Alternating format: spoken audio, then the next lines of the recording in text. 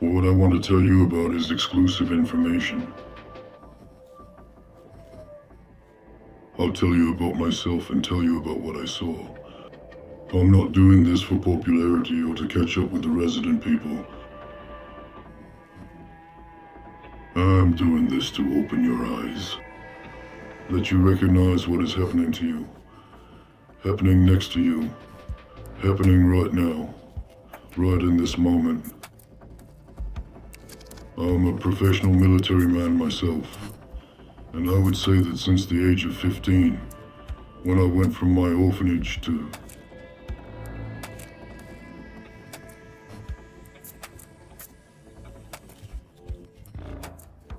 this is a special school where we were trained for various activities related to armed conflicts. I won't give my name, I won't give my age. I hide my face not only because I want to hide my appearance, but I assure you my face is disfigured enough to make it conspicuous and easy to identify. For going out, I use makeup, and sometimes go out in full lovers in the evening.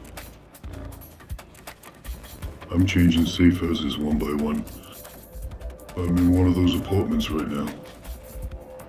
I'm on constant alert because of what I saw, because of what happened to me. So let's start in order. I'll start directly from where I'm at in the story, that's all. I myself live in one of the CIS republics. I don't mean to say that this republic has a very serious influence of both China and Russia on it.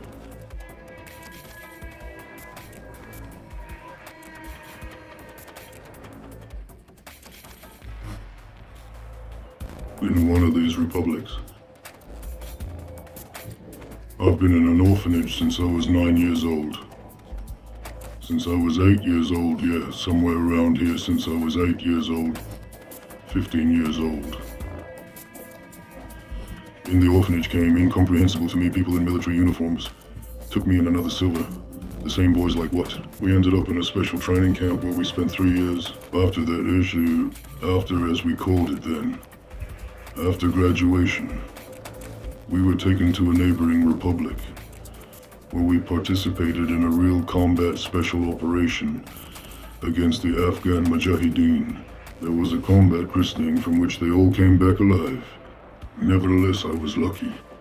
After that, I performed combat missions throughout the former CIS and abroad. After the team began to trust me unconditionally, after a number of completed operations, done collectively and done personally, I was entrusted to participate in a project called Living Doll.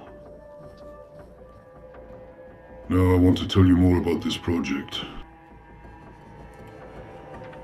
From Central's in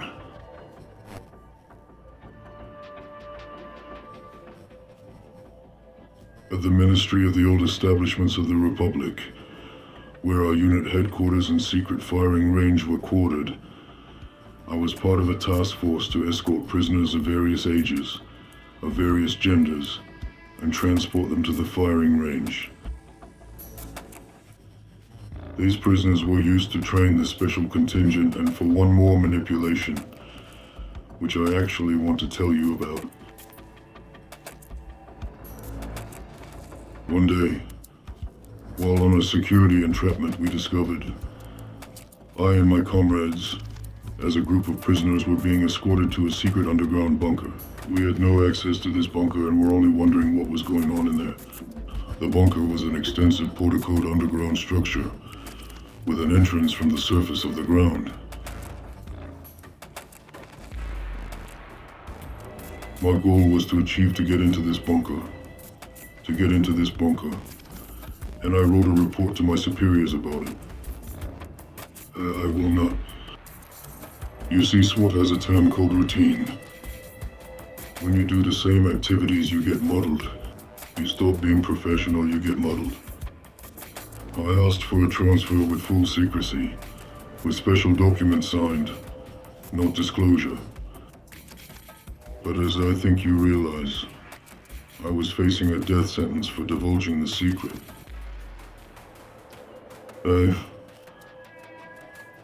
I myself have personally participated in executions from soldiers and officers who collapsed the secrecy regime at our secret facility. I got into the bunker, and when I realized what was going on in there, I was horrified. Secret experiments were conducted there to identify molecules and substances received and extracted from alien beings that had visited our Earth. Some of them crashed, some of them made contact. I learned a lot more later on. On these poor prisoners sentenced to death and serving significant sentences. Experiments were conducted. I saw one of these experiments in person because I was involved in guarding and enforcing the secrecy and security regime.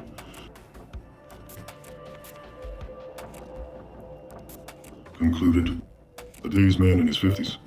As I later learned from developments, he was a serial killer, a maniac, and possibly a pedophile. But perhaps it was a legend for the special forces that were involved in everything.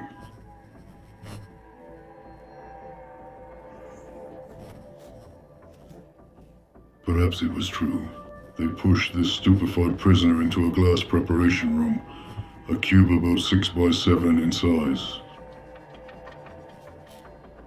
The servo-driven robot then rolled the preparator flask it had broken into this room.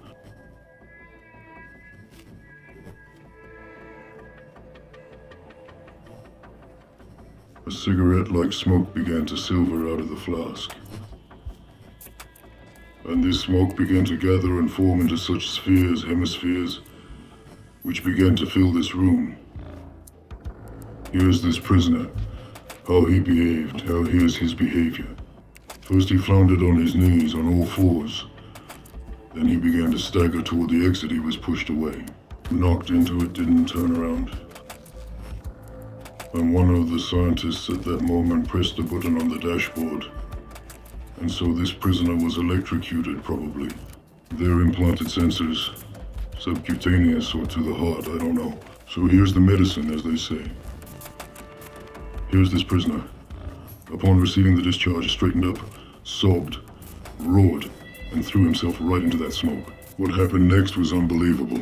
The body of this prisoner here began to split, to rearrange, to settle, to fall off like slime. And it ended up being a huge bloody puddle. I also saw an experiment done on a woman. In the same preparatory room, which was sanitized every time. The word on sanitization was also provided by us as security, because specialists were brought in to completely decontaminate that room. Into the preparatory room entered a woman, nude, aged 30, 35, black-haired. His hair was about knee length. I was also surprised because it's kind of like the prisons where we dope the prisoners from.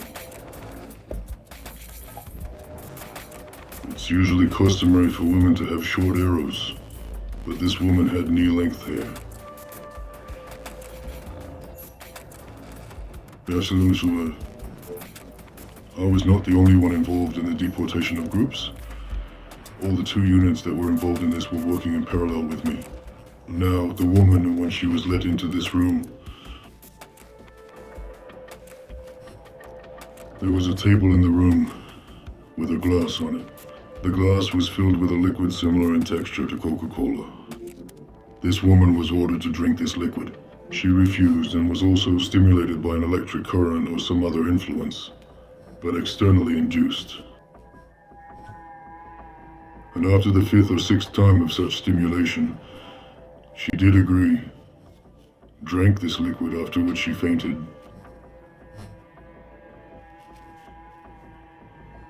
After an hour, her body began to change color to a bluish green or blue like this. This color is more even like turquoise.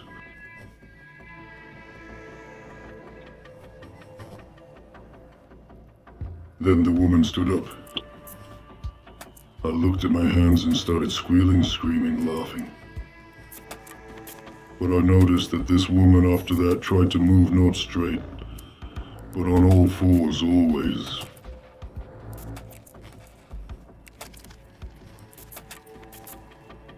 And pressing your belly to the floor and your chest and hips, and sort of crawling and occasionally getting up on all fours. When my men entered the preparatory room, I ordered them to bring her to her feet and dope her. For the camera, she just scattered to their people like puppies.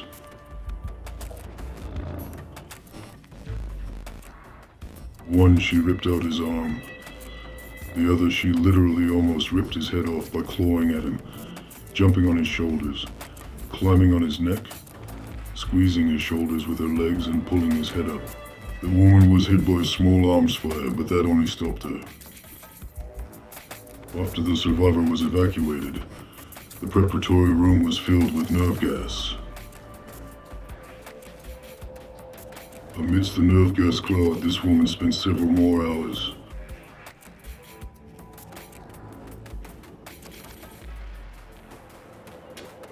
Let's just say this is what was produced in this lab at our secret testing facility. I myself was personally involved in ensuring the safety and secrecy regime of this polygon. Why am I making this video now? Why am I hiding my face, and why do I not want to be recognized? Because I have personally witnessed experiments being done on children. Of children brought in from orphanages. As far as I can surmise, you remember yourself coming from an orphanage. I was not involved in the deportation of children. This was done by another unit, with which I was not familiar. I did not know their commander. Horizontal links between units were completely forbidden. When I saw that,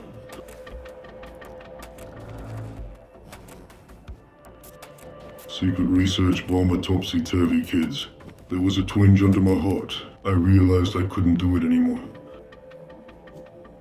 I'm morally broken. We went periodically though. Morale was up in time for the workouts. And not only with the application of NLP skills, but also with the application of skills, bioactive stimulant drugs. These drugs are gradually making man a robot. An animal with no love, no doubt, no what. Nevertheless, I managed to keep something human in me.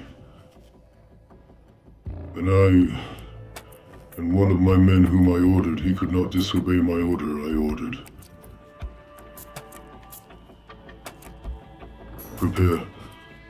Prepare weapons.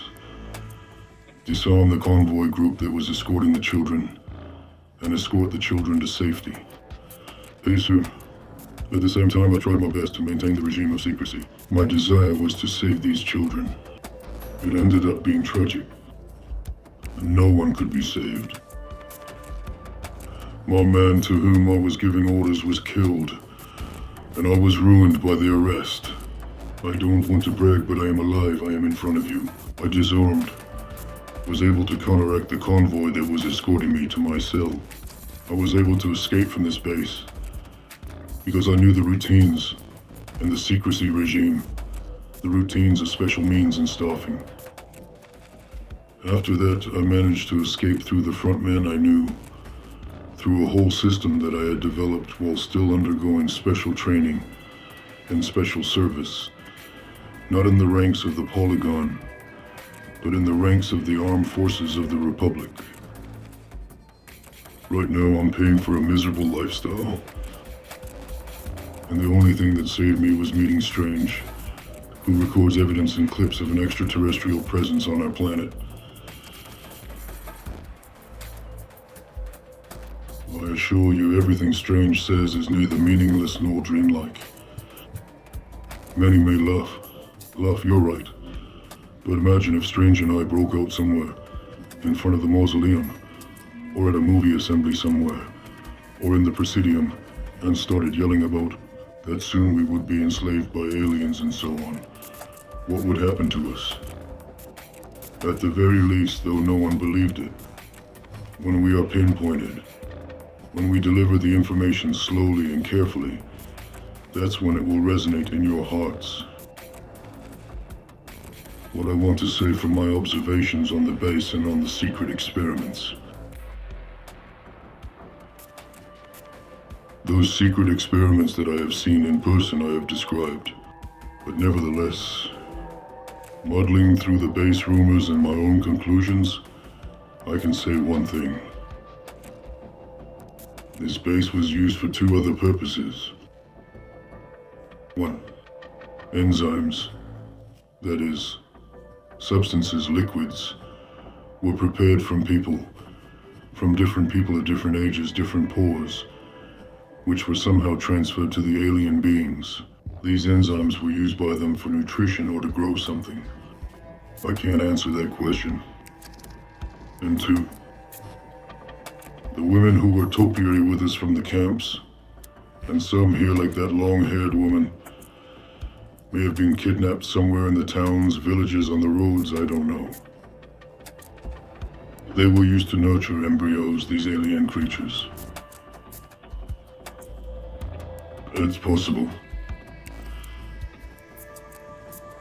Scientists have tried to create a hybrid between a human and an alien, but again, all of this was performed within the framework of making to create perfect soldiers with incredible endurance. And as I've yet to realize, the aliens had absolutely their own agenda. They were getting these enzymes, getting what they needed. They received a response of a certain kind of technology, a certain kind of knowledge, which they then later tried to utilize. Now I want you to understand the danger is universal. Everyone is in danger. You can guarantee that tomorrow, you won't walk down the street, you won't get sprayed in the nose, and an hour later, you won't end up on an operating table having some alien fetus grafted to your heart. You can guarantee that your woman won't be stolen tonight and forced to carry them to term. Where are the guarantees that your children won't become enzymes for alien nutrition?